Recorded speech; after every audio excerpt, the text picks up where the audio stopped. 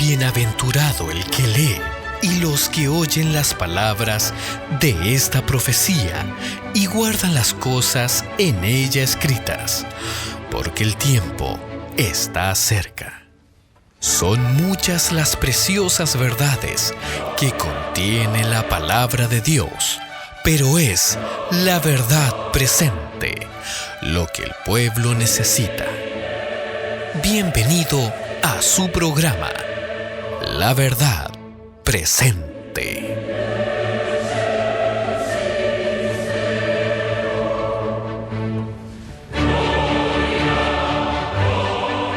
Vamos a abrir la palabra de Dios y vamos a revisar nuevamente el texto clave que se encuentra en Hebreos 1:3. Vamos a repasar.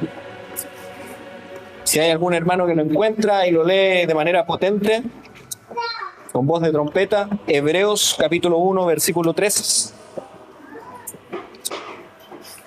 ¿Alguien lo encontró? Que lo pueda leer fuerte.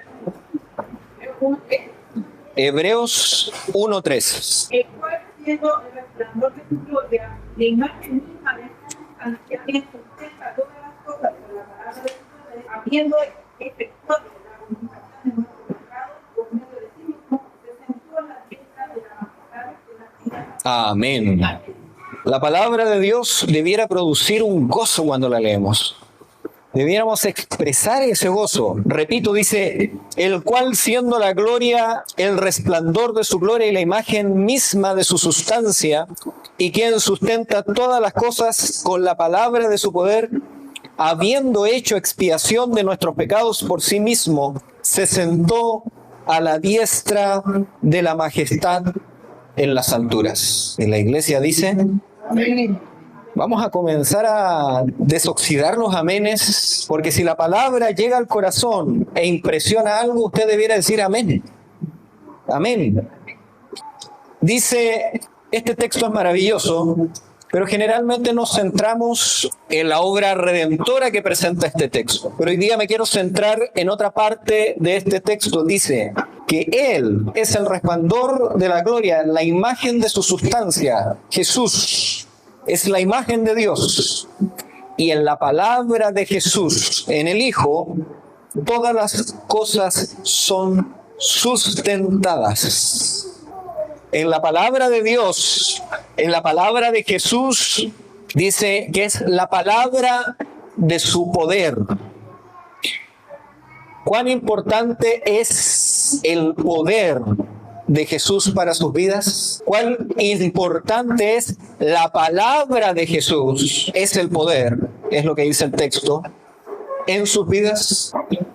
En la Biblia nos menciona la primera experiencia que tuvo la iglesia. Vamos a ir a Apocalipsis. A Apocalipsis capítulo 6, versículos 1 y 2.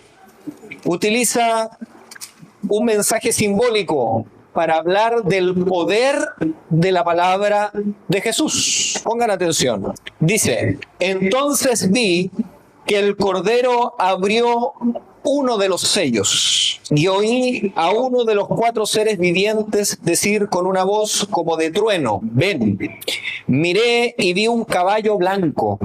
El que lo montaba tenía un arco y le fue dada una corona y salió venciendo y para vencer. ¿A quién representa este caballo blanco? ¿Alguien se acuerda de la iglesia? ¿Qué representa este caballo blanco con este personaje blanco? ¿Cómo? La iglesia de Éfeso, ¿cierto? Pero ¿qué simboliza? La iglesia primitiva, la primera iglesia, la iglesia de los apóstoles. Y el Señor la describe como blanco, de pureza. Y dice que esta iglesia, ¿qué tenía? Una corona de salvación. Y tenía en su mano, ¿qué tenía? Un arco. ¿Qué es lo que es el arco? ¿Qué es lo que son las saetas? La palabra de verdad. Y dice que con este arco lanzaba la palabra de verdad al mundo y vencía. Salió venciendo cuando Cristo venció la muerte. Puso los cimientos de la primera iglesia. nació venciendo esta iglesia y salió a predicar el mundo. ¿Cómo? Para vencer. Venciendo y para vencer. Así describe Dios a la iglesia, su remanente, la primera iglesia. Yo quiero formular la pregunta entonces a la iglesia. ¿Será que la iglesia adventista del séptimo día, las lunas, puede ser descrita por este símbolo? ¿O ya no estamos tan blancos? No estamos seguros si hay una corona en nuestras cabezas y si el jinete tiene el arco de la palabra de Dios y está venciendo la muerte y saliendo al mundo venciendo el pecado, o pareciera que no. La realidad espiritual de nuestra iglesia, mis queridos hermanos, es que este símbolo no podría ser aplicado a nuestras vidas. Y seamos honestos, debemos ser honestos con la palabra de Dios para poder tener sanación. Pareciera que falta el poder de la palabra de Dios. ¿Qué cree usted? Falta el poder. Sus oraciones, cuando usted se arrodilla, la iglesia se arrodilla y ve que la mano de Dios responde, o que hay conversos como la iglesia de los apóstoles, o estamos arrastrando y algunas veces hasta como forzando algunos bautismos para cumplir un blanco. La iglesia de los apóstoles no tenía problema con los blancos. ¿Cuánto fue el primer sermón? 3,000. ¿Cuánto fue el segundo? 5,000. Venciendo para vencer. ¿Será que entonces está fallando Dios? ¿Será que está fallando el poder de la palabra?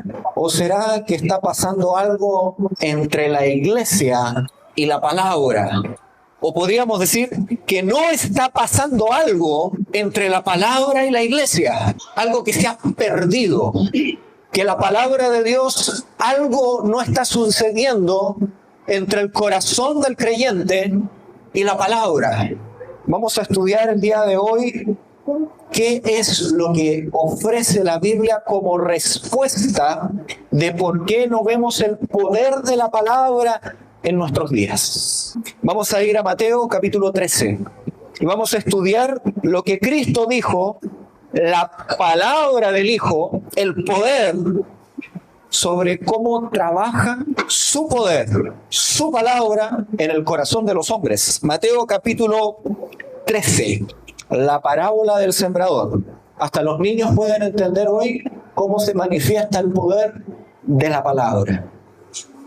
Dice, versículo 3, les habló muchas cosas por parábolas diciendo, el sembrador salió a sembrar. Mientras sembraba, parte de la semilla cayó junto al camino y vinieron las aves y la comieron. Parte cayó en pedregales, donde no había mucha tierra y brotó pronto, porque no tenía profundidad de tierra, pero cuando salió el sol, se quemó y como no tenía raíz, se secó. Parte cayó entre espinos y los espinos crecieron y la ahogaron, pero parte cayó en buena tierra y dio fruto, cual 100, cual 60 y cual 30 por uno. El que tiene oídos para oír, oiga. Los misterios del reino muchas veces el Señor en su palabra los puso en parábolas, ilustraciones que podemos entender, hasta un niño puede entender. Y quiero profundizar hoy en este tema, el poder de la palabra y cómo puede tener efecto entre ustedes, para que puedan vencer, para que tengan coronas en sus cabezas, para que sus oraciones sean de poder, para que la mano de Dios se manifieste entre su pueblo. La palabra de Dios dice, vamos a ir a leer en Juan capítulo 6. Juan capítulo 6. Mantengan Mateo 13. Vamos a ver lo que dice Juan 6, ¿cierto? 6:63. Juan capítulo 6, versículo 63. Dice, las palabras que yo hablo son espíritu y vida. Las palabras que yo hablo son espíritu y vida. Para entender la parábola que estamos leyendo, tienen que entender que las palabras de Cristo vienen llenas. Lo que usted está leyendo hoy está lleno de su espíritu y está lleno de su vida. ¿Ustedes creen esto? Amén. Y entonces Jesús comenzó a explicar, los discípulos se le acercaron, ¿qué es esta parábola? ¿Qué significa? Y dice en el versículo 18 de Mateo 13, volvamos a Mateo 13, y Jesús va a explicar qué es esta parábola y cómo podemos tomarla, cómo podemos interpretarla. Si la parábola es vida, si la palabra de Dios está llena de su espíritu, si la palabra de Dios es semilla, cuando cae la palabra del Señor que es semilla, crece la planta, ¿cierto? Va a dar fruto. ¿Qué significa esto? Significa que la vida que estaba en esa semilla, los niños entienden esto, los niños en primero básico, segundo, les hacen plantar una semilla, ¿cierto? ¿Y qué sale de la semilla? Vida. Así de sencillo. Algo que era quizás seco. En eso seco estaba implícito, ¿qué cosa? La vida de la planta. Y al ser rociada con el agua, crece la vida. El espíritu de vida del Señor está en esa planta. Y entonces esa planta dice que da fruto. Si crece, se desarrolla, da fruto. ¿Y qué es lo que es el fruto? La semilla tiene que dar lo mismo que tiene la semilla. ¿Qué significa esto? Que una semilla de porotos, ¿qué va a dar? Porotos. Que una semilla pequeña de un manzano, ¿qué va a dar? Manzana. Las peras no dan manzanas, ni las manzanas dan porotos. Se reproduce la vida que está implícita en esa semilla. Por lo tanto, si la palabra de Dios es semilla, ¿qué se va a reproducir? El carácter de Dios. O para que lo entendamos, el carácter de Jesús. Como era Jesús, cómo oraba Jesús, cómo andaba Jesús, qué decía Jesús, qué pensaba Jesús, qué comía Jesús, cuando lo bofeteaban, qué salía del corazón de Jesús. Porque la palabra de Jesús tiene implícito la vida de Jesús. Y entonces Mateo capítulo 13 dice, versículo 18, oíd pues vosotros la parábola del sembrador. Cuando alguno oye la palabra del reino y no entiende, y viene el malo y arrebata lo que fue sembrado en su corazón, este es el que fue sembrado junto al camino. ¿Cómo es un camino? ¿Ustedes han pasado por un camino de tierra en el campo? Es duro, ¿cierto? Por donde pasan los caballos, donde pasan los autos. ¿Qué significa los terrenos? Significa que donde es plantada la semilla del Señor, su palabra, va a caer en distintos tipos de corazones. Y dice que un corazón de hombre es semejante a un camino endurecido. ¿Qué es lo que endurece el camino? ¿Qué simboliza? El pecado. Cuando una persona continuamente comete pecado y no le interesa, le da lo mismo. Las personas que están afuera, espero que esto no suceda en la iglesia, le da lo mismo el pecado. Dice, quiero seguir pecando. Dice que transita el pecado en su vida, en su corazón, y va endureciendo su corazón. Por eso la palabra dice del Señor: quitaré vuestros corazones de piedra y pondré corazones de carne, dice la palabra, dice el Señor. Porque el corazón que no teme al Señor es como un corazón de piedra, donde el pecado ha transitado y lo ha endurecido, y no le interesa lo que diga el Señor. Y como no le interesan las cosas celestiales, cuando viene alguien acá y se para a hablarle de la palabra del reino, no la entiende, no hace esfuerzo por entenderla, no quiere entenderla. ¿Y quién está preparado para robar la semilla cuando esa persona no quiere? Dice el maligno, el enemigo, los demonios roban la palabra y no dan fruto. No tenemos lucha contra carne ni contra sangre, sino contra principados, potestades en los aires, huestes de maldad. La iglesia está dormida a esta realidad de que si usted no toma la palabra, Satanás está ahí, listo para robar la palabra de Dios, para que no haya poder en su vida. Otras veces está listo para que usted, en vez de recibir la palabra, usted ponga sus ojos en quien le dio la palabra. Y entonces se para el hermanito acá adelante, y usted, que conoce años al hermano, le dice: ¿y qué me va a decir ese hermano? Si el hermano hace esto y hace esto otro en su casa, y cuando le piden ayuda, no me ayudan. Y ahora, ¿quién se cree para decirme esto? Y usted pone sus ojos en el elemento humano y no en la palabra de Dios. Y el enemigo quita la palabra. ¿Qué hace usted cuando llega a la casa cada sábado? Critica al predicador, habla del predicador en frente de sus hijos, y entonces el enemigo está robando la palabra y su efecto en sus hogares. Cuidado de lo que dicen sus palabras a sus hijos. Y entonces dice que también hay otro tipo de corazón, otro tipo de terreno, ¿cierto? Dice: el que fue sembrado, versículo 20, el que fue sembrado en pedregales, el que oye la palabra y al momento la recibe con gozo, pero no tiene raíz en sí, sino que es de corta duración, pues al venir la aflicción o la persecución por causa de la palabra, luego tropieza. Interesante. Esta es una persona receptiva, porque cuando escucha la palabra, ¿qué hace? Se goza en la palabra. El tipo de hermano dice amén en la iglesia. No estoy diciendo que sea malo, ojo, es muy bueno gozarse en la palabra. Pero dice que hay una característica.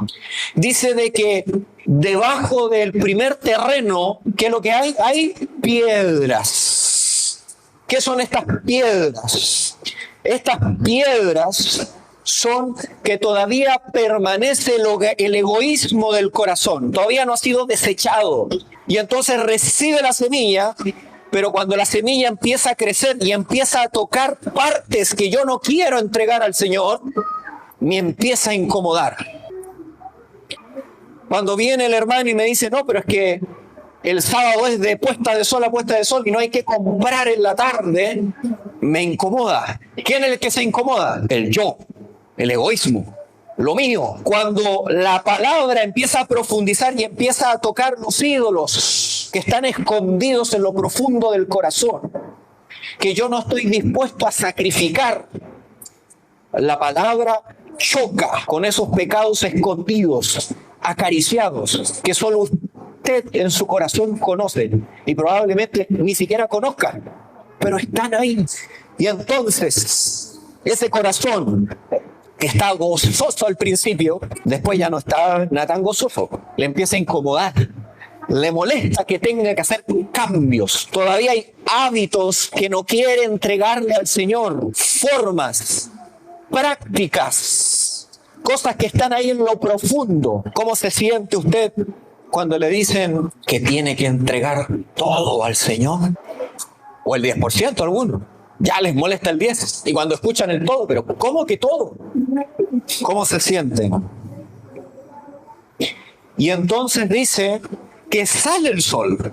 El sol tiene por objetivo nutrir la planta, tiene por objeto fortalecer a la planta. Pero esta semilla que no ha podido penetrar, ¿qué hace el sol? La quema. Las pruebas tienen por objeto. ¿Cuál es el objeto de las pruebas en la vida cristiana? Profundizar su amor por Cristo. ¿Qué significa la falta de dinero en el hogar? Llevarlo a la oración, a la dependencia en Cristo. Las pruebas, el calor de la vida, tiene por objeto que usted crezca, se fortalezca, la palabra de Cristo madure y dé fruto. Pero cuando la persona ha albergado el egoísmo, cuando la persona ha albergado pecado escondido, en vez de hacer que el carácter de ese cristiano madure y se vuelva cada vez más semejante a Cristo, dice que se seca y se muere. ¿Cuánto están durando en la iglesia los nuevos convertidos? ¿Cuántos se quedan? ¿5? ¿10? O se bautizaron 10 y queda uno.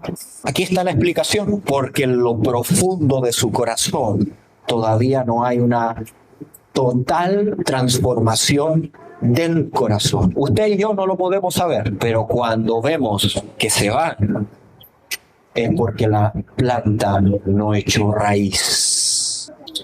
Y entonces, estas personas que están con piedras espirituales en su corazón, han venido a Cristo por el gozo de la vida eterna, por el gozo de sus promesas, por el gozo de lo bueno, pero no calcularon bien el costo, que para tener victoria, que para tener corona, que había que cargar en esta tierra. Todo el que quiera venir en pos de mí, niéguese a sí mismo, tome su cruz y sígame. Y entonces, como simplemente vinieron a Cristo para huir del sufrimiento, cuando viene la aflicción, dicen, pero si yo soy cristiano, ¿por qué viene la aflicción? ¿Será que tú no me escuchas, Señor? Su fe decae y su vida espiritual se marchita y no ven la mano del Dios Todopoderoso que le está diciendo, bástate mi gracia. Otra lección. La emoción no es prueba de conversión. El gozo no es prueba de conversión. Sacar las piedras del corazón son pruebas de conversión. Quitar los hábitos, quitar los pecados, entregar la vida por completo, prueba del discípulo de Cristo. Y siguió diciendo el Señor Jesús, el que fue sembrado entre espinos es el que oye la palabra, pero las preocupaciones de este siglo y el engaño de las riquezas de la palabra y ahogan la palabra y se hace infructuosa. Mis queridos hermanos, algo que se me queda en el tintero.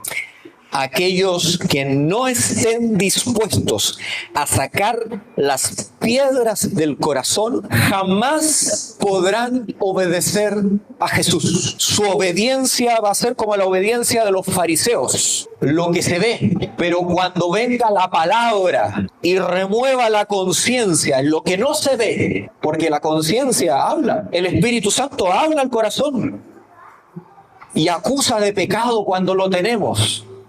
Y aquellos que no están dispuestos a renunciar, entonces no podrán conocer el verdadero amor de Dios.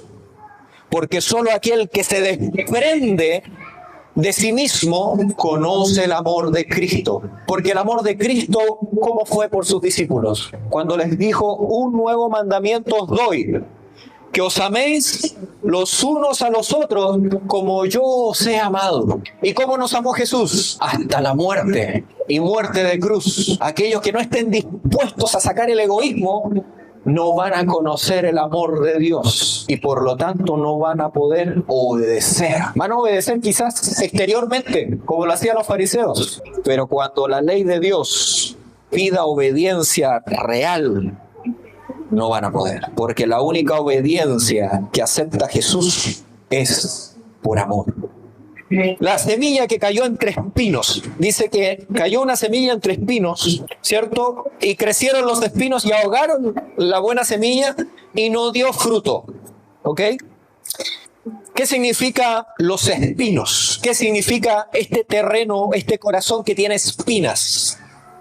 Esto significa que no están dispuestos a tener una transformación moral. No están dispuestos a que la palabra de Dios tome el control completo de su corazón. No están dispuestos a entregar su dominio, el dominio de su voluntad al Espíritu Santo.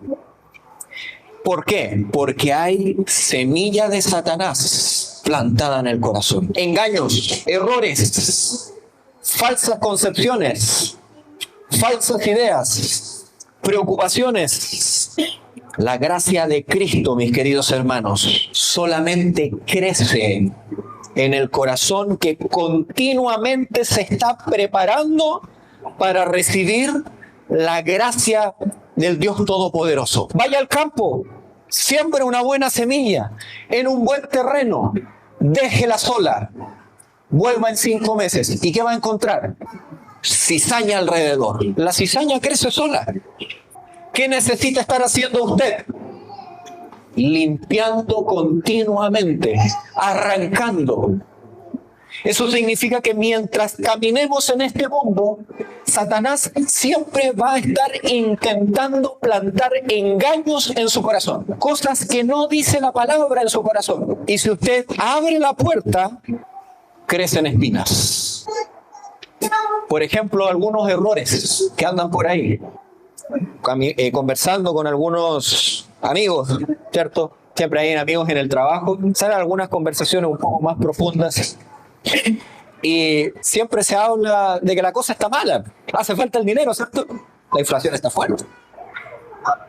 Y muchas veces yo les digo, pero el dinero no compra la felicidad. Y me dicen, ¡ay, sí, verdad! Pero pucha, que ayuda. ¿No escuchado eso?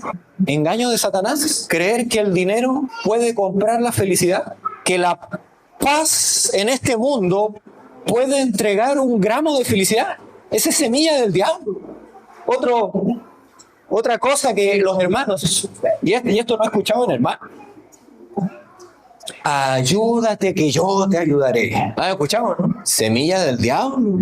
Eso no es bíblico. No sé en qué salmo, en qué proverbio está escrito. Porque la palabra de Dios dice algo totalmente distinto. Fíate de Jehová con todo tu corazón y no te apoyes en tu propia prudencia.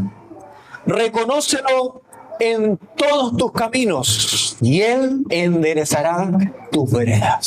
Satanás se encarga de plantar mentira en el corazón humano para que ahogue la semilla.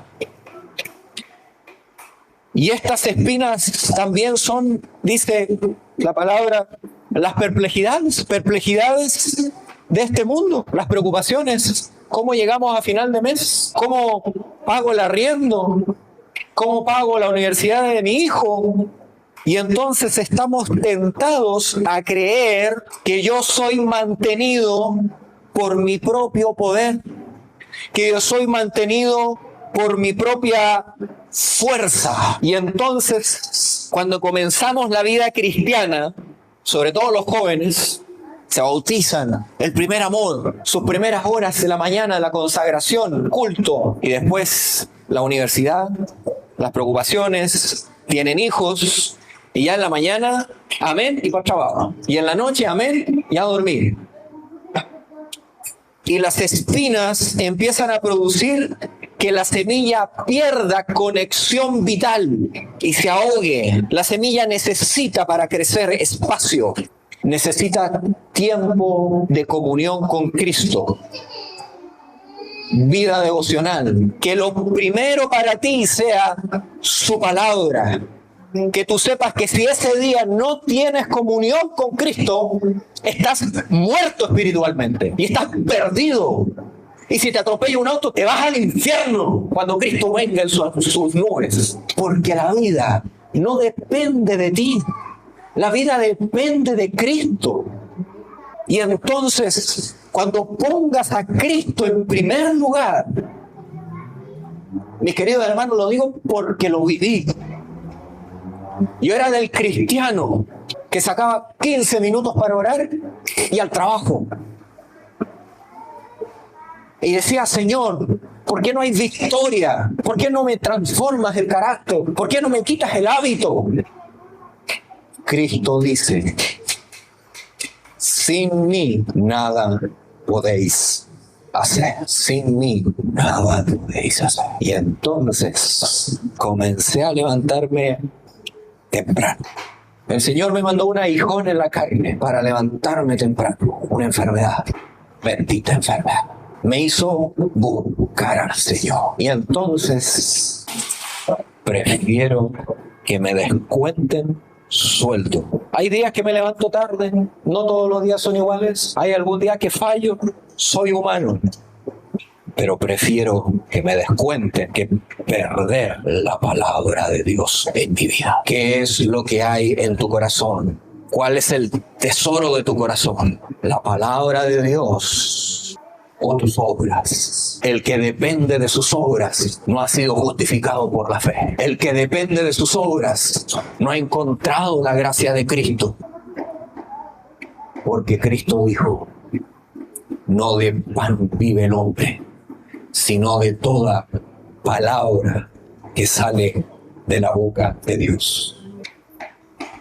No es tu trabajo el que te da comida, es Cristo. No es tu trabajo el que da el sustento, es Cristo.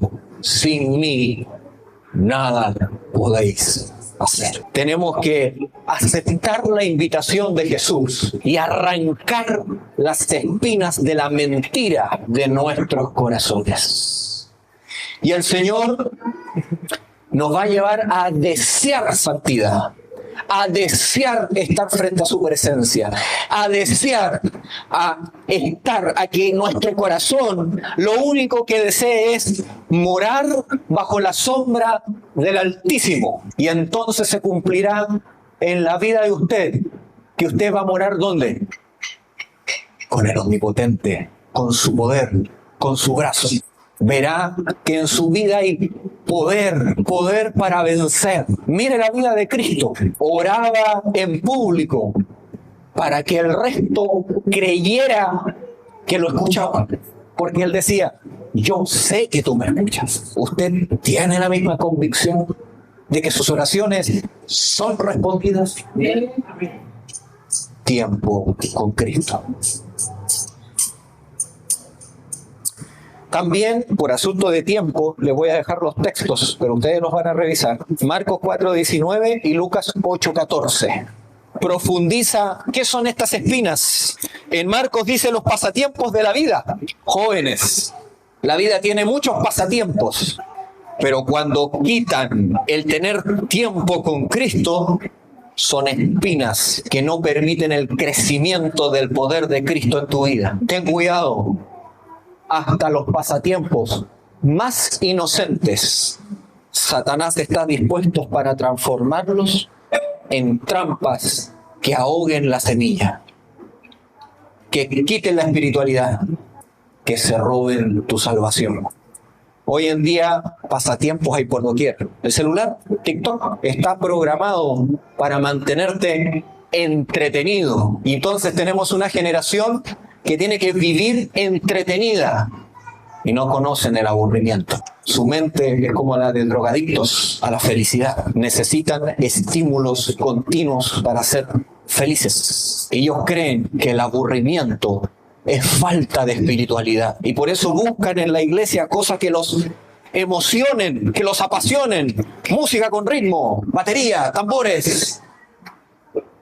No conocen el gozo de la salvación, el gozo de estar en paz con Cristo, el gozo de escuchar al Salvador decir, este es mi siervo. Cuando Cristo venga, vamos a conocer un gozo eterno mientras estemos en la tierra, día de expiación. No significa que tenemos que andar tristes. El corazón con Cristo es gozoso. Es lleno de felicidad, pero no necesita de estímulos externos, porque en Cristo es feliz. No depende de las cosas. y es feliz y se puede gozar en la adversidad y en la riqueza. Se puede gozar en la enfermedad y se puede gozar en la persecución. Porque Cristo dice, si hablan mal de ti por causa de mi nombre, si sufres persecución por causa de mí, gozaos. Porque así fue con vuestros padres, los profetas, antes que ustedes. Aquellos que estén padeciendo la persecución final van a estar gozosos de ser dignos, de ser tomados y perseguidos por causa de Cristo. Mis queridos hermanos, debemos rechazar las espinas de servirnos a nosotros mismos. Y en la iglesia también hay una espina, y que todos pueden caer en esa espina. Y sobre todo los hermanos más consagrados pueden caer en esa espina. Pueden creer que haciendo cosas en la iglesia es como pasar tiempo en comunión con Cristo. Y se llenan de cosas y de cargos y no tienen tiempo para estar con Cristo. Les pasa lo que les pasó a Marta. Están afanados por hacer cosas para Cristo, pero no tienen tiempo para sentarse a los pies de Cristo. Y el Señor le dijo a Marta, Marta, Marta, ¿cierto? Puede que usted sea una buena madre, un buen padre, y esté afanado por darle lo mejor a su hijo, una buena educación cristiana. Pero no os afanéis, Cristo está con ustedes. Alimenta a los pájaros, viste a las flores, y no dará más a vosotros si se lo pedís. Y la parábola termina, dice, pero el que fue sembrado en buena tierra es el que oye y entiende la palabra y da fruto y produce 170 y a 30. No todos van a dar el mismo fruto, no todos tienen las mismas oportunidades y capacidades, pero todo el que abraza la semilla, que quita las piedras, que arranca las espinas, que rompe el terreno, dará fruto. ¿Y cuál es el fruto del cristiano? ¿Cuál es el fruto del cristiano? Guardad sus mandamientos, como Él los mandó. ¿Y cómo guardó los mandamientos Jesús? ¿Cómo guardó los mandamientos Jesús? Pasaba todo el día diciendo, no debo matar, no debo matar, no debo matar. Pasó todo el día diciendo, no debo robar, no debo robar. Pasó diciendo, ¿acaso no voy a hablar mal en contra de los fariseos? ¿Esa era la religión de Cristo? O la religión de Cristo era gozo, paz, paciencia, templanza, dominio propio, amor, felicidad. Porque todo aquel que guarda el fruto del Espíritu en su corazón tiene el amor de Dios en su corazón. Y contra tal mandamiento no hay ley. Porque el cumplimiento de la ley es el amor. El amor no roba, el amor no miente, el amor no mata, el amor guarda el sábado, el amor no tiene otros ídolos, el amor no adultera, el amor no codicia. ¿Qué hace el amor? El amor da. ¿Qué hacía Cristo? Daba a los pobres. El amor no quita la vida. ¿Qué hacía Cristo? Era la vida del mundo. Y entonces en nuestra vida se va a ver el poder de la palabra. Va a haber poder para triunfar contra el mal. Su vida va a ser una carta abierta. El hermano que le caía mal ahora lo va a abrazar con gozo. Lo va a echar hasta de menos. Porque sabe que fue comprado con sangre igual que usted. Y el amor de Cristo se multiplica en la iglesia. Y el mundo verá que ustedes son sus discípulos, porque se aman, porque se apoyan. Porque si un hermano sufre, el cuerpo sufre con el hermano. Donde cae la semilla, se reproduce el carácter de la semilla. Donde cae la palabra de Dios, se reproduce el carácter de Jesús. Ese era el poder que tenía la primera iglesia, la palabra de Dios. La palabra de Dios transforma, convierte el corazón. ¿Con qué limpiará el joven su camino? Con guardar tu palabra. Su palabra es agua que purifica. Y entonces mis queridos hermanos, todo depende hoy de cómo usted va a recibir esta palabra. Usted tiene algo que hacer. Sabemos que no podemos cambiar nuestro corazón. Sabemos que usted no puede transformar su vida. Sabemos que usted no puede quitar sus piedras, que usted no puede por sí solo arrancar sus espinas. Pero hay algo que usted tiene que hacer y que el Señor tuvo que hacerlo para poder ganarlo. Porque ni siquiera Él lo puede tomar por la fuerza. Para que esto usted sienta la inclinación, el deseo de entregarlo, tuvo que venir a morir en la cruz para demostrarle a usted la malignidad del pecado, el amor infinito que Él tiene hacia usted, para que usted tenga que hacer una cosa. La salvación tiene un precio, fue la vida de Cristo, pero usted tiene que hacer una cosa. Es pequeño comparado con todo lo que hizo Cristo por usted, pero si usted no da esa cosa, la salvación de Cristo no puede alcanzarlo. Eso se llama: usted debe entregar su voluntad. Usted tiene que entregar, como lo dice la Biblia, su corazón. Eso es entregar la voluntad, el corazón. Tiene que estar dispuesto a ceder su voluntad al control del Espíritu Santo. Y cuando usted está dispuesto a entregar su voluntad, sus planes, sus formas de hacer las cosas, y empieza a recibir la palabra, la semilla, con la voluntad de Dios, con su forma de hacer las cosas, entonces hay salvación. Entonces hay poder de lo alto. Entonces usted podrá sacar las rocas que están en el terreno. Usted podrá arrancar las espinas. Usted podrá tener un corazón, por la gracia del Espíritu Santo, predispuesto, abierto. Palabras de vida del gran maestro.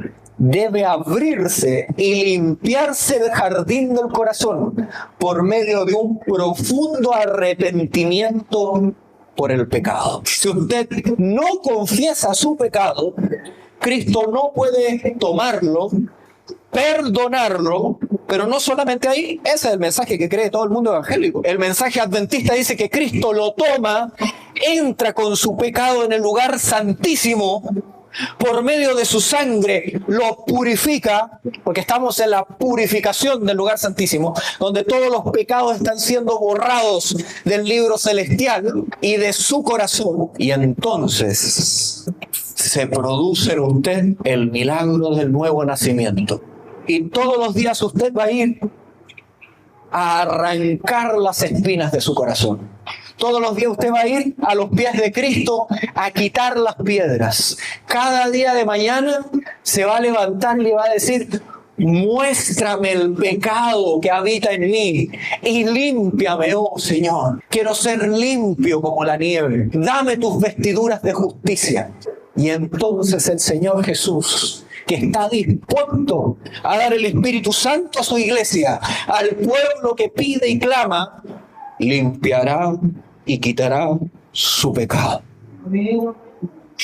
Nosotros no solo creemos en un Señor que perdona el pecado, creemos en un Señor que quita el pecado.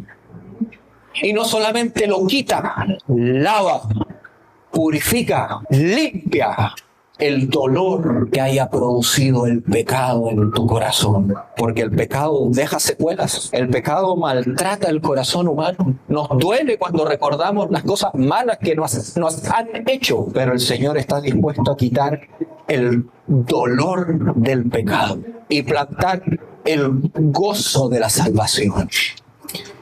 Cuando la iglesia abra su corazón a la palabra, ¿qué va a suceder? ¿Qué creen ustedes? ¿Qué es lo que sucede? El evangelio va a ser predicado a todo el mundo. Vamos a ir a Hechos, para que sea la palabra de Dios que impresione su corazón. Hechos capítulo 6, 7. Vamos cerrando. ¿Qué va a pasar con la iglesia cuando la palabra de Dios llegue? ¿Qué es lo que se va a multiplicar? Hechos 6, 7. Hechos 6, 7. Miren. ¿Qué es lo que crecía? ¿Qué es lo que crecía según el testimonio bíblico? El yo, mis palabras, mis opiniones. ¿Qué es lo que crecía en el pueblo de Dios? La palabra del Señor crecía. No crecía lo que yo creo, lo que a mí me parece, lo que yo opino. Crecía, ¿qué cosa? Escrito está. Es lo que crecía en el pueblo del Señor. Y entonces cuando crecía la palabra, ¿qué pasaba? El número de los discípulos se multiplicaba grandemente en Jerusalén. El Señor no quiere multiplicar números. Lo que el Señor quiere multiplicar es su palabra, porque su palabra es la que hace discípulos. No son mis palabras, son las palabras de Él.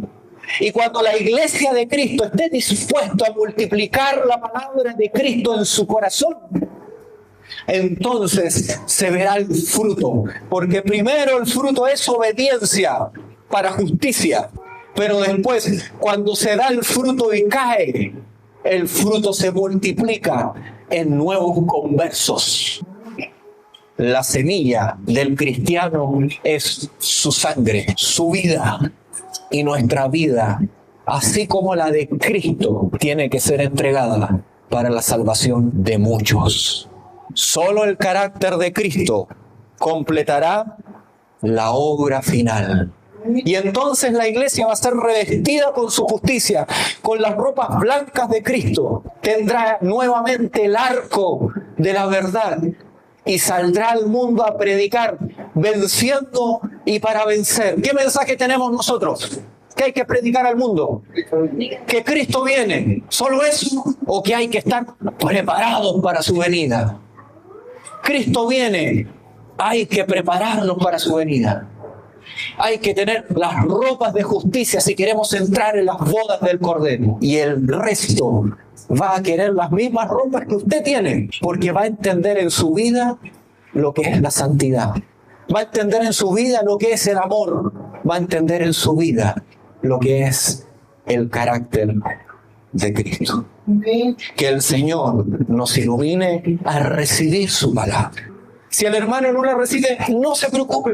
El Señor obrará un cambio en usted y su familia. Porque el Señor tiene un pueblo. Son los que guardan los mandamientos de Dios. Y en el tiempo final dice, y tienen la fe de Jesús. ¿Usted sabía de que en Chile ya hay persecución por causa del sábado? ¿Usted no sabe? ¿No se acuerdan que el 15 de mayo del 2021 hubieron votaciones y fueron en día sábado? ¿Usted cree que no llamaron de vocal de mesa a algunos adventistas? ¿Ustedes creen que esos adventistas, si fueron fieles, se fueron a sus iglesias y algunos están siendo multados? El Señor necesita dar testimonio al mundo, testimonio de hombres fieles que estén dispuestos a amar a Dios con todo el corazón. ¿Quiere usted, mi hermano, el día de hoy entregar su corazón a Cristo? Usted toma la decisión de ir a Cristo cada mañana para que limpie las espinas, quite las piedras y rompa el corazón de piedra. Lo invito entonces a orar junto conmigo. Nos ponemos en pie. Padre bueno que estás en los cielos, permite que estas palabras, Señor, que están en tu palabra, puedan quedar en cada corazón. Que seas tú, Señor, el que impresione cada vida, para que nos agarremos de ti, Señor. Que vayamos a ti cada mañana, porque sin ti nada podemos hacer, Señor. Tu iglesia necesita despertar, necesita ser reavivada en tu espíritu. Suplicamos, Señor, por cada una de nuestras vidas. Te pedimos que tengamos la fuerza de voluntad, Señor, el deseo de ser salvos y entregar nuestra voluntad a ti. Te suplicamos, Señor, queremos ir pronto a la Canaán celestial. Hay violencia en este mundo, hay carencias, niños sufren, policías mueren. Hay tanto sufrimiento, Señor, y se está multiplicando la maldad. Permite, Señor, que nuestro corazón no se enfríe, que el amor de Dios no se enfríe y que podamos ser testimonios de tu palabra de verdad. Permite, Señor, a aquellos que padecen persecución puedan ser fortalecidos en tu palabra y que puedan tener la certeza, Señor, de que tú estás con ellos. Gracias, Señor, por tu hermoso testimonio. Y, Señor, permítenos también leer las palabras, Señor, y los libros de Ellen White para profundizar lo que acabamos de estudiar hoy día. Te lo pedimos en el nombre de nuestro Salvador, Cristo Jesús. Amén. Amén.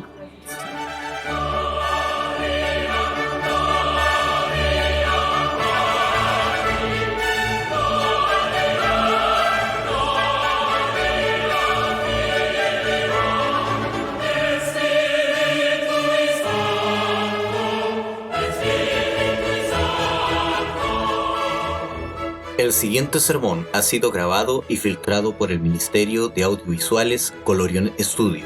Si te ha gustado nuestro trabajo, puedes dirigirte a nuestro canal de YouTube, Colorion Studio, y buscar nuestro podcast La Verdad Presente y otros temas que pueden ser de tu interés.